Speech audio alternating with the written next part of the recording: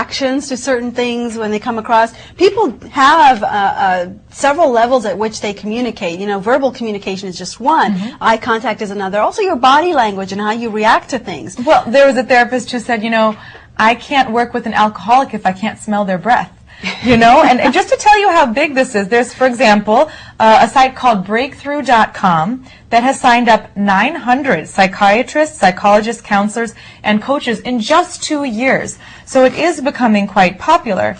Another danger of online kind of teleconference therapy, teletherapy if you want to call it that, is anonymity. There are some therapists out there who say, we don't require you to share your name or personal information, identify yourself, to work with you.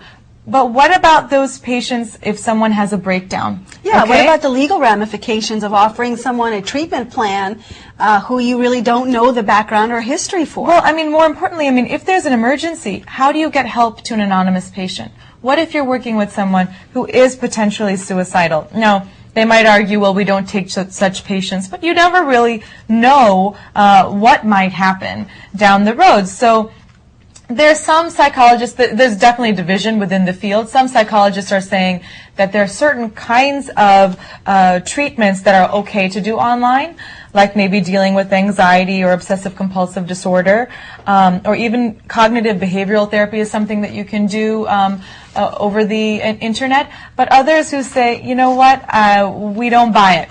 There's really something that's lost in this whole process, and it's just rife for abuse, and you really have to be sure to check out the credentials of who you're working with. So it's, you know, one of the signs of changing times, I suppose.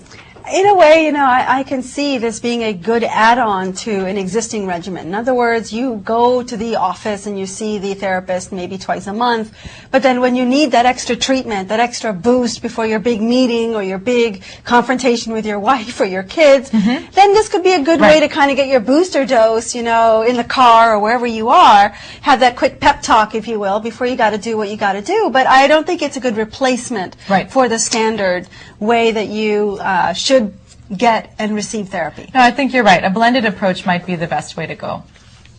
Well, I know divorces in this country especially can cause a lot of therapy needs, but here's a new solution that seems to be presenting itself to a lot of divorcing couples, which seems to have a positive outcome. You know, so often it happens that when a family gets divorced, the kids suffer. And the kids suffer because, of course, you know, the house, the family home gets sold or gets split, or, you know, one parent leaves, the other parent stays, and the kids have to end up shuffling back and forth between the two parents, which can be very disruptive. Well, now the new trend is for divorcing couples to actually leave the kids in the house. And what they do is they themselves might move out, but they come and visit the child in the home rather than the child go to the parent. That's novel. It's a novel idea, and actually if you think about it, it makes a lot of sense. You take so much of the disruption for these kids away by doing that. They don't have to adjust to a new environment, a new kind of lifestyle. You know, they get to keep their family surrounding more or less the way it was. It's just that one of the two parents is there and not both. So are there 3 homes, like each parent has an independent home and they still have the shared home? Yes, effectively both parents can choose to live on their own with their own dwelling, but they have to come and spend the time, the 2 or 3 days that they do the split with the kids, they have to spend that time in the home with the kids. And so that way, you know, you can maintain that routine around homework, around dinners. It's just that you're missing that other parent being in the house. So, of course, you know, there are people who are proponents and not proponents of this. But what it does actually do is it eases the path into being a divorced couple. And it makes it less harsh for the kids, and even maybe even less harsh for the two parents themselves to have to deal with this. Now, people do say, the experts in the field do say that it can retard the process of separation, causing more conflict. So in some ways, they might perpetuate the bad things by sticking to this kind of a deal. But the reality is, this is becoming popular, and in some ways, it's being put into the prenuptials right up front. So that those terms are clear in the event of a divorce. That I thought was probably the most interesting change, is that, you know, people are starting to consider those outcomes and plan for them right up front. Well, moving on to some Bollywood news, this definitely struck my eye.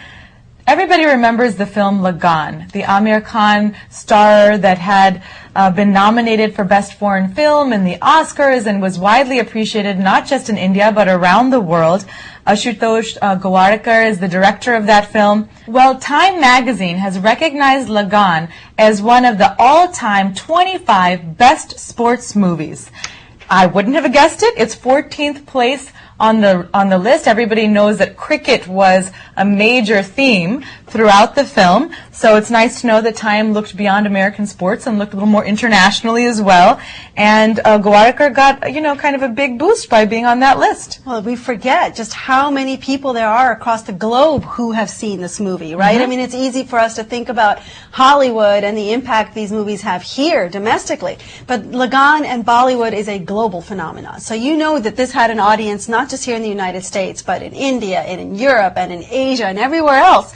So I'm not surprised that the magnitude of the movie rivals all those other movies that we grew up hearing about and seeing on TV and in the theaters. Check out what they actually said in Time magazine. That the director has found the spice in a masala mix of melodrama and character comedy and kept his cinematic rhythms humid and urgent for the full 3 3/4 hour running time. 3 3/4 hours. Whew. There's a Bollywood movie for you. Folks, the new fall TV season is here, and I've been paying some close attention to the types of shows that seem to be in this season's lineup. There's a lot of female shows, right? Females in all sorts of roles. But here's something that I've also recognized. These shows often harken back to a time when women were in a different place in the society versus where they are today. For example, have you noticed shows like Mad Men? Right? It's depicted in the 50s and 60s, back when women didn't have all the rights they have today or the kinds of freedoms they enjoy today, but they're very female-empowered roles. The Playboy Bunny show is another such example, and if that wasn't enough, you also have the Pan Am show that is starting off this season, which goes back to the era when flight attendants lived this glamorous life flying around, and it was a very big deal for women in those days to be doing that kind of role.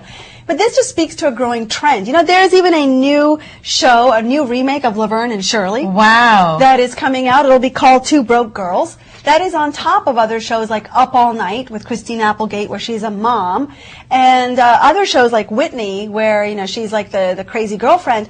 What it tells me, though, is that, people are growing interest in the female character because we're very expressive and we make for great TV shows. But the themes themselves are old. They're going back to an era where women were just experiencing freedom for the first time and what they felt as a result of that. Made me wonder, why aren't we trying to cover females and the challenges that we face today? Why are there not enough shows about the roles we play today and how we juggle and balance?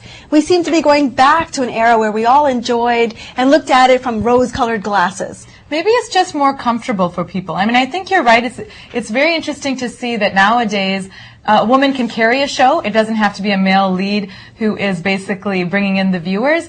But it would be nice if the content was more variable and that you had some nuances to these characters instead of, like you said, the old storylines that we're used to. But it's an interesting phenomenon. Banana Republic, which is, of course, a brand name retail store, they actually had a Mad Men line, a clothing line this past season, which reflects some of the styles and so forth from that era of TV and that era of life.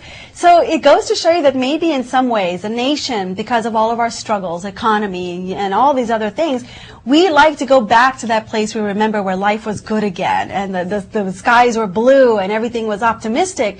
These shows, I think, is a way to try to bring back that optimism that we all seem to have lost as a result of our economic and financial conditions here in this country. So in a way, maybe TV is doing what it can to lift our spirits and to make us think about the positive. Yeah, can't get enough of that nostalgia, right? No, definitely not. Well, that's about all we have for you this week on Darshan America. Thank you so much for joining us, and have a wonderful weekend.